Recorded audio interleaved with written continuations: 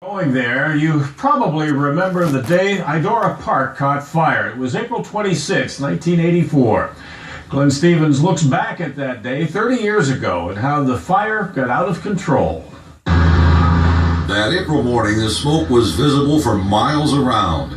It was just days before the park was scheduled to open and repairs were being made to the Lost River ride. Welding the metal channel that held the water, and a spark caught the wooden superstructure on fire. 14 Youngstown fire companies were called out with more than 40 firefighters.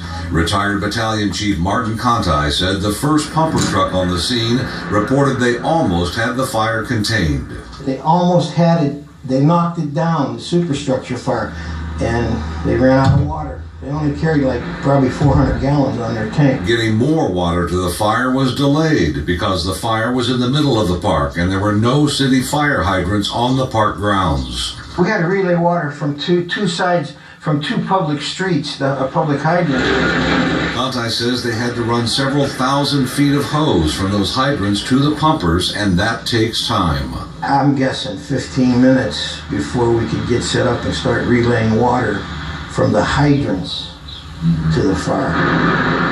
And more time may have been lost because firefighters found a number of expended hand fire extinguishers at the scene.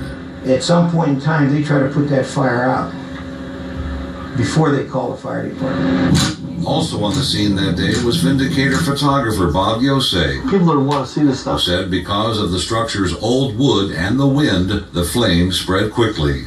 It went fast. It burned like toothpicks. Basically, it just saw it jumping from one thing to another. Conti says firefighters worked extra hard to save the park's historic carousel, which was later sold, restored, and is running again today in New York City. With more local news, I'm Glenn Stevens. You will need to keep an umbrella.